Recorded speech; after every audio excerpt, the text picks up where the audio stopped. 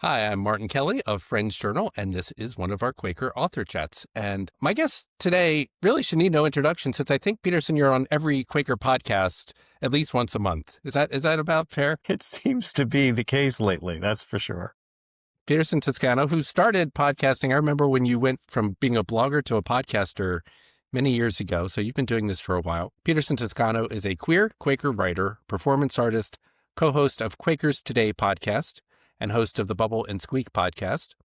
A member of Millville, PA Meeting, his work has appeared in Advocate Magazine, The Friend, and Liturgy Journal. He uses storytelling to explore faith, identity, and justice. So we're here to talk about your latest article in Friends Journal. It's part of our fiction issue in November. What is actually there? So tell us a little bit about how you go about starting to write fiction for us or for anyone. Yeah. I've always loved literature, but I mostly have written plays, which is a completely different method of writing for me. When I'm writing a play, I don't write it down until it's done. Like I literally write the play in my mouth and my head. I'll have So it's all in your head. It's all in my head, and I form the play in my mouth by performing it because they're one person plays usually, and I play multiple characters. So I want it to sound organic, because it's all dialogue. And that's a totally different process from writing a short story like this one, which is on paper. In this case, the process was, I just felt like bad for Quakers right now who are feeling discouraged by the way the world is because it's not going well. Yeah. A lot of And people there's worrying. yeah. And there's some concerns, right? That things are just not going to go well. So I wanted to set a story 100 years in the future, a future that had similar problems, just to kind of show that we will endure and some problems just will never completely go away. Hopefully the world will get better, but it's never going to be utopia. That was my whole idea. And so I started with that, but the story just went in its own direction where it just didn't like that idea of this futuristic looking back. And instead, as I was writing it, the strength of the story were these personal reflections about the main characters, particularly the 17-year-old Jordan, and the grief he was experiencing from his mother's death, that it just sort of took over. And then his mother, I introduced as a character in the writing, and I showed it to my husband, Glenn, who's a writer, Glenn Retiff, and he said, wow, there's a lot of heat coming from this character. I would love to see more of the mom. And that helped me. And I think that's part of what I learned about writing from knowing Glenn is that writing is a communal process. Like this idea of the soul genius coming up with a brilliant idea and Banging it's away on the typewriter. right. And then, they refine it and then finally it's perfect. I don't actually see that with real writers, that it's about getting feedback. It's about other people helping to shape the story, very much like it was when I did my plays and the audience taught me what was working and what wasn't. Yeah. The look back is still in there. And I thought that would be a spoiler. So I wasn't even necessarily going to talk about that because you're reading through and all of a sudden you realize wait, they're describing today as 100 years ago. That to me was sort of like, I had to reread it 3 or 4 times just to make sure I was understanding that. And I think actually there's a lot of articles in this current issue that are like that, where you're kind of reading along and then all of a sudden wait, what's happening? Are they talking to real people? Are they talking to dead people? It's a fun to read and does actually make you want to read again and again, which is fun for a short story. Well, the funny thing is 100 years ago with the Gilded Age and the 1918 pandemic, conditions were very similar to what they are today, where you had the rich folks who were running the things, you had the railroad folks, the robber barons, all, these elite few had most of the power. There's a lot of fear of immigrants and outsiders. It's interesting how 100 years ago really wasn't terribly different than today. Lots of scandals going on, Teapot Dome and everything. So everyone on the take. Oh my goodness. Yeah. So I guess that sort of gives us a little sense of Quaker worship. We've been through this before. We can get through it again. It gives a little bit of context to it. Maybe it's just misery loves company, that we, love to know that we've been here before. Yeah, we endure. And I think also while there are huge shifts in culture and technology, that humans are still humans. That if you write a story 100 years from now, human nature is, I don't think it's going to be that much different 100 years from now than it was 100 years ago. So tell me how you come up with the characters. So you have two very well-defined characters here. Jordan Masters, he's 17, he's about to go out to college. He's been through trauma. He doesn't really engage with the outside world. He's kind of interior focused, a very strong character. And then I always have to look up Longfellow Nederlander. For those who don't know, Peterson does live in Pennsylvania Dutch country, so you have names like that. And is nice and is kind of the grumpy history professor who gives prepared ministry, which is young Jordan finds shocking. And it's always talking about history. So how do you come up with these? Are these people you know or pastiches of various people you've known? Yeah, it's often dialogue driven. I usually like first have a line. And so Jordan was kind of the snarkiness of this 17-year-old who is super judgmental and then who feels bad about being judgmental because he's trying to do better. It's sort of, that's what started with the core of his identity and then built from there. I do have a nephew who's 18 who just went off to college. And this summer, we were texting back and forth a lot about like, what can he do over the summer to be better prepared for college? And I remember being in that state myself when I was leaving home. And the summer before, I was like, I'm going to get in good shape and I'm going to learn to read more because I have to do all that stuff. Yeah, so sort of a little bit based on me, a little bit based on my nephew. The Longfellow character reminds me very much of a man I knew many years ago in New York, although he really was very tall and thin. And this character is actually short, which is something that Jordan finds amusing and annoying. Why would such a short person have such a name, A long Longfellow? name, yeah. It's a long name too. But he was a very wise man. He was a New York Times reporter, actually, McCandlish Phillips. And he would speak in our church regularly, very thoughtful, well put together, but like from another time. He spoke in this cadence that was not of the time. And I found him really interesting, but he really was scraggly and old and his voice was raspy. So I think some of him got through. And how did you bring him into a Quaker context? And Well, initially it was again this construct I had about the future and that, future. he was going to talk about like the pandemic and that they had in the future, they had just gone through another pandemic. So it was part of that to bring that in. But also I think it was, I wanted to set it in a meeting house because, well, it's a friend's journal. And I have once before submitted a story that was not Quakerly. No, and it wasn't that it wasn't Quakerly. I thought it was very Quakerly, but there was not explicitly Quaker. I thought it was a great story, although no one's published it yet. It was satire too. So it was like very different from what you normally get. It was about Donald Trump's great-great-grandson who likes building things, but like not like the family, but how he, because of the world that he lives in, he becomes another Trump, another one of the brand. But I knew that for Friends Journal, if I'm going to put a short story in, it's got to be about Quakers. And what's more Quakerly than a Quaker meeting, I thought. And what that does too is it gives us a chance to have perspective of what's going on in people's heads. We don't quite know what's going on in Longfellow's head. We just hear his words. It's mostly what's going on in Jordan's head in these flashbacks, this stream of consciousness as he remembers his mom before she died and lessons that she taught him. And even the strange request, for him it seems strange, that she said, I'd like you to carry on going to Quaker meeting until you're 18, which was strange to him because he didn't realize how important her faith was until she said that, which I think is actually kind of true for a lot of Quaker kids, because the adults, we don't always talk about our faith. We just kind of do this thing. And since our faith is so interior, people don't know what's going on behind the curtain. Yeah. Yeah, I think my kids think Quakers are all kind of strange.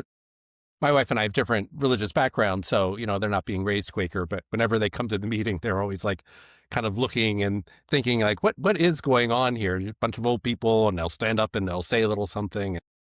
From a kid's perspective, that is, different than, 24/7, always on world that they live in with the cell phones nearby.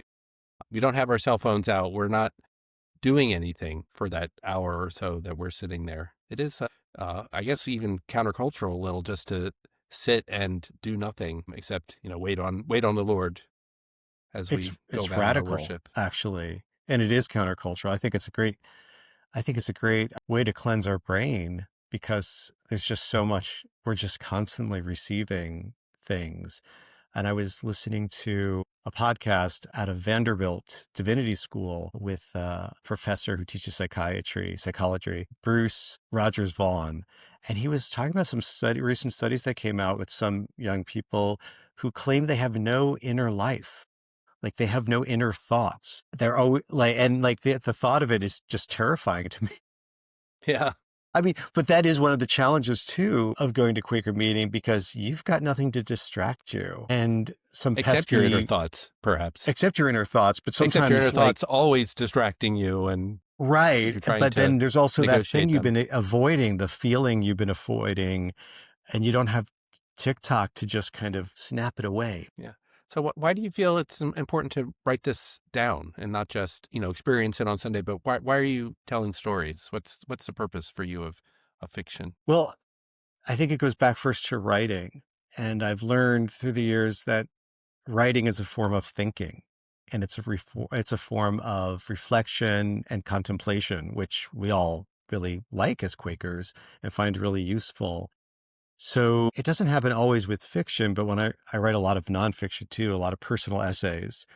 I recently wrote one about that time period when I first went to college, the first semester at a Christian college, an evangelical Christian college, when I was trying desperately not to be gay.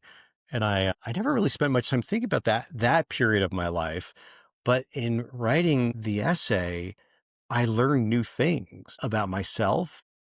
I was able to see that period in a very different light. I was able to develop some real empathy and compassion for myself, which I didn't have at the time. I was very hard on myself.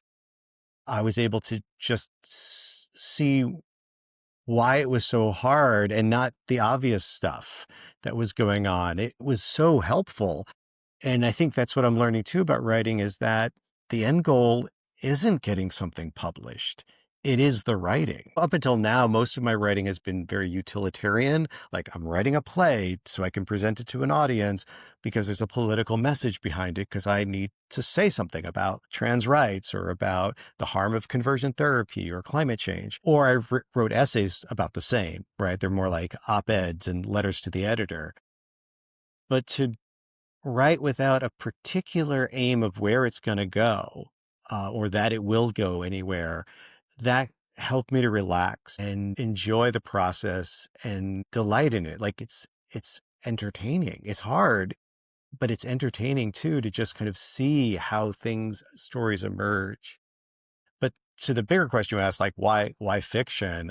Well, because I think we need more empathy now than we've ever needed before, which what Mhm. they probably said 100 years ago. But but fiction does that, right? Just like plays, it gives us an opportunity to think and feel in somebody else's mind and body, which in this day and age where there's lots of fear and hostility, it's so easy to just clamp down.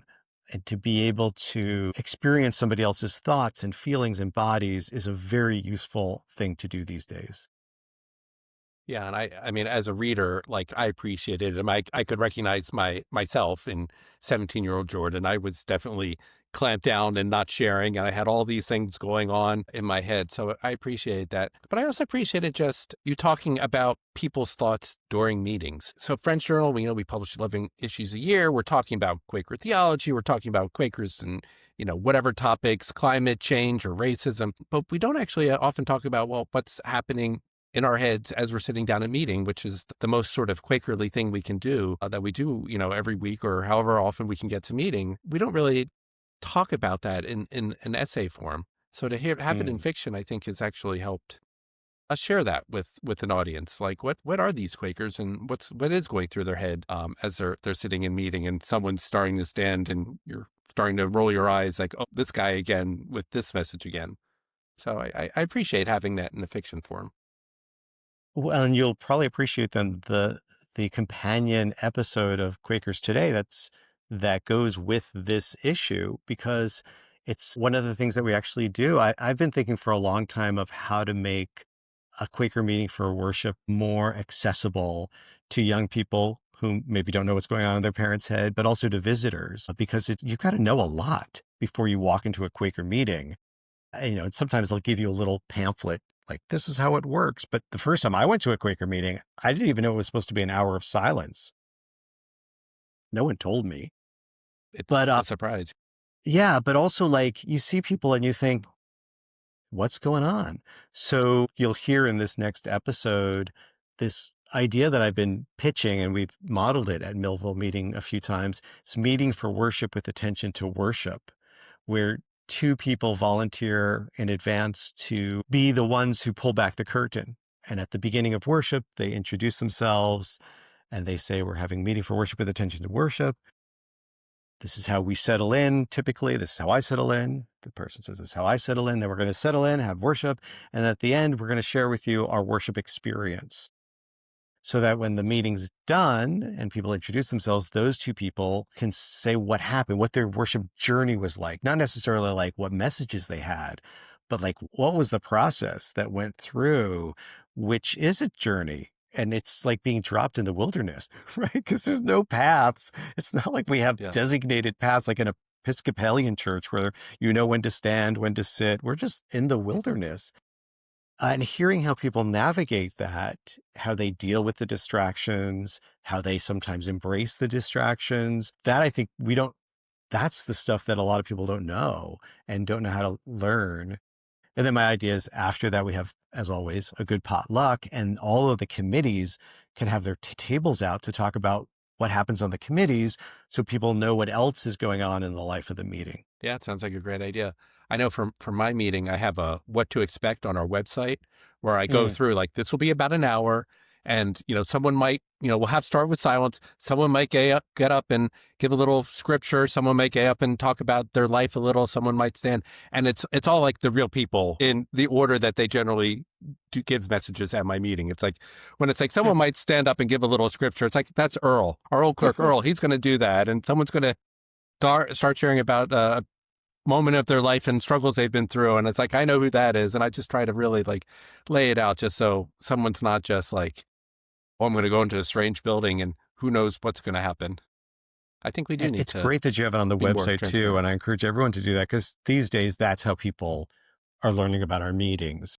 So for instance, if you're welcoming, it's great. Have a sign at your meeting house, have signs inside who you're welcoming, but put it on your website too, because that's usually the first place people are going.